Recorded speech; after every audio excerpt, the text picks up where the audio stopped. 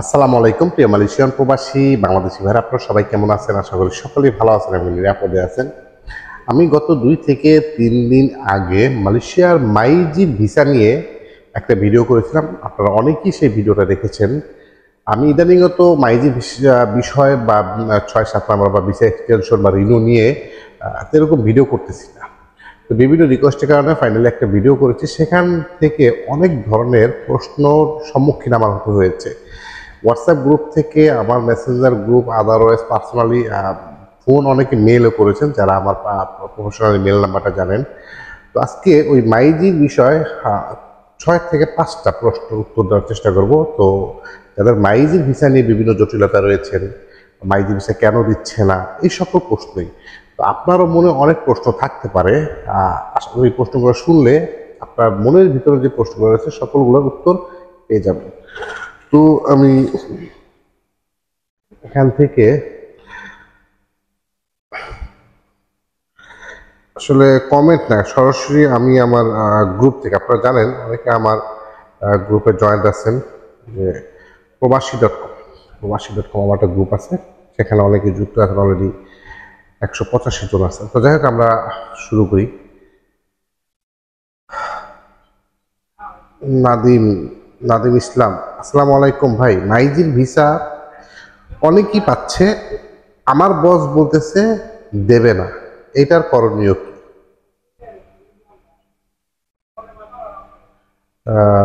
ওকে ওকে, মানে দেখেন, একটা সিম্পল বিষয়, সকলের ভিসা লাগতেছে ব্যাপারটা এরকম না। আপনার কোম্পানি মতো হাজারো কোম্পানি আছে যারা মাইজির ভিসা রিনিউ করাতে চাচ্ছে না। কেন চাচ্ছে না? প্রত্যেকটা কোম্পানিতে মালয়েশিয়াতে এই মুহূর্তে নতুনভাবে কর্মী এনেছে। আপনি যে কোম্পানিতে আছেন অবশ্যই আপনার স্যালারিটা বেশি, একটা টপিক। দ্বিতীয় টপিক হচ্ছে, দীর্ঘদিন মাইজি ভিসা রিনিউ বা এক্সটেনশন না হওয়ার কারণে এবং দীর্ঘদিন আপনার স্পেশাল পাস না নেওয়ার কারণে ইমিগ্রেশন ডাটা থেকে আপনার সেটা হোল্ড হয়ে গিয়েছে বা হাইড হয়ে গিয়েছে। সেই ক্ষেত্রে আপনার বস যদি চায় আপনার ভিসা লাগাবেন পরিশ্রম করে, সেক্ষেত্রে আপনার ভিসা লাগবে। সেটা হচ্ছে ইমিগ্রেশনে আপনাদের ইমিগ্রেশন বরাবর একটা অ্যাপয়েন্টমেন্ট নিতে হবে। ফাইনালি সর্বপ্রথম আপনাদের কোম্পানির যে কয়জন আছে ওই কয়জনের কে নিয়ে ইমিগ্রেশনে শরণাপন্ন হতে হবে। কোম্পানির সকল ডকুমেন্ট এবং মাইজির ভিসা এবং আগের যদি একটা স্পেশাল বাসও নিয়ে থাকে, সেই স্পেশালের কাগজ নিয়ে চাওয়ার পরে সেই সকল কিছু প্রুফ সেখানে টেস্ট করবে। পরবর্তীতে আপনাদের ফিঙ্গার দিবে। ফিঙ্গার করার পরে বুঝতে পারবে যে তারা মাইজির ভিসা ছিল কি না বা কবে এক্সপায়ার হয়েছে। তার পরবর্তীতে আপনারা মাইজির ভিসার জন্য একটা স্পেশাল পাস পাবেন। সেই স্পেশাল পাসের উপর ভিত্তি করে কিন্তু আপনাদের ভিসা লাগবে। আসলে দেখেন, একটা প্রশ্নের উত্তর আশা করি অনেক লেন্দি, বাট এই একটা প্রশ্নের মধ্যে সকলেরই মনের অনেক কথাগুলো এখান থেকে জানতে পেরেছেন।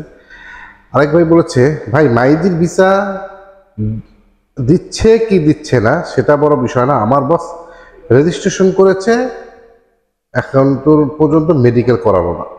ভাই, আপনার বস রেজিস্ট্রেশন করেছে, আপনাদের শুধু কিছুই লাগবে না, শুধু আপনাদের নাম আর পাসপোর্ট নাম্বারটা দেন, আমি আপনাদের একটা রেজিস্ট্রেশন কপি বানাই দিই। সবচাইতে বড় কথা হচ্ছে, আর্টিকেল 2.0 রেজিস্ট্রেশনের কপিটা অনলাইনে চেক করলে পাওয়া যায় না। এটা অনেক বড় একটা ক্ষতি প্রবাসীদের জন্য। কিন্তু ইমিগ্রেশন তো দিয়েছে প্রত্যেকটা কর্মীর উপকারের জন্য। সেই ক্ষেত্রে রেজিস্ট্রেশন কপি এডিট করে আপনাকে যদি দিয়ে থাকে, আপনি যদি একটা মেডিকেলও করায়, তারপর ফিঙ্গারপ্রিন্টটা এখন কোনোভাবেই পসিবল না। তাহলে মাইজির ভিসা তো আপনাদের করাবেই না, বরং 4.2.0 কথা বলে আপনার কাছ থেকে টাকা হাতে নেবে। অবশ্যই সতর্ক থাকবে।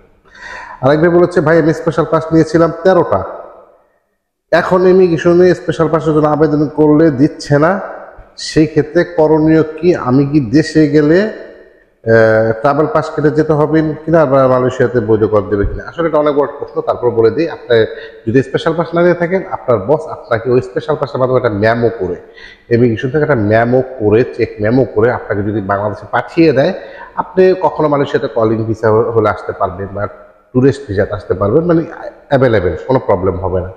কিন্তু যদি মেমো না করে আপনাকে পাঠিয়ে দেয়, সেক্ষেত্রে আপনি যে মালয়েশিয়াতে বর্তমান সাধারণতম ঘোষণা করেছে সে অন্তর্ভুক্ত হলে মিনিমাম 3 থেকে 5 বছর আপনারা মালয়েশিয়াতে প্রবেশ করতে পারবেন না। আরেকবার বলছে, ভাই কিছু বস বলতেছে মাইজির ভিসা লাগবে, কিন্তু পরবর্তীতে আর দেবে না, কিন্তু নতুন পাসপোর্ট হলে নতুনভাবে বৈধ করা সম্ভব। কথাটা কতটুকু সত্য, পরামর্শ চাই। তো এই ছিল আজকে প্রশ্ন মোটামুটি শেষ। এই প্রশ্ন উত্তরটা হচ্ছে আসলে কি বলবো, আপনারা সবাই বিচক্ষণ ব্যক্তি, মালয়েশিয়াতে যারা এসেছেন অবশ্যই সব সম্বন্ধে জানেন বা বুঝেন। বোকা হলে মালয়েশিয়াতে এসে ইনকাম করতে পারতেন না। বাট এখন দেখেন, আপনার নতুন পাসপোর্ট আর পুরান পাসপোর্টটা বড় বিষয় না। আপনার মালয়েশিয়াতে বর্তমানে কোনোভাবেই বৈধ হওয়া পসিবল না। অনেকে অপেক্ষাতে আছেন, আর্টিকেল 2.0 চলে গেছে, আর্টিকেল 3.0 দেবে। কিন্তু মালয়েশিয়া স্বরাষ্ট্র মন্ত্রণালয় থেকে এর আগেই ইমিগ্রেশন একটি বিবৃতি দিয়েছিল 2023 যাদের ভিসা এক্সপায়ার হয়েছে তাদেরকে বৈধ করার কোনো সুযোগ নেই। পরবর্তীতে যদি কখনো দেয় সেক্ষেত্রে হয়তো সমগ্র প্রবাসীদের দেওয়ার একটি সুযোগ দেবে, কিন্তু আর্টিকেল 3 দেবে সেই অপেক্ষাতে আছেন। এই ভুলটা কখনোই করবেন না। যদি সম্ভব হয় মাইদের ভিসা রিনিউ করে নিন। তাও যদি সম্ভব না হয় অবশ্যই একটু সতর্ক থাকবেন। মালয়েশিয়াতে এর মতো প্রচুর পরিমাণে অপারেশন চলছে। তো মাইজি ভিসা নিয়ে আসলে লাস্টে কথা বলতে হচ্ছে, কারণ 2024 সাল আপনার এপ্রিল মে মাস শুরু হয়ে গিয়েছে, জুনের পরে 6 মাস থাকবে। এই বছরের মধ্যে যদি মাইজি ভিসা কারো রিনিউ না করতে পারে, সেই ক্ষেত্রে পরবর্তী বছরে মাইজি সেক্টরটাকে যাদের ভিসা হিডোক মানে রানিং ভিসা আছে তারাই রিনিউ করতে পারবে। আদারওয়াইজ নতুন করে জরিমানা বা স্পেশাল প্রাইস দিয়ে ভিসা লাগানো সম্ভব হবে না, কারণ বড় একটা গ্যাপ।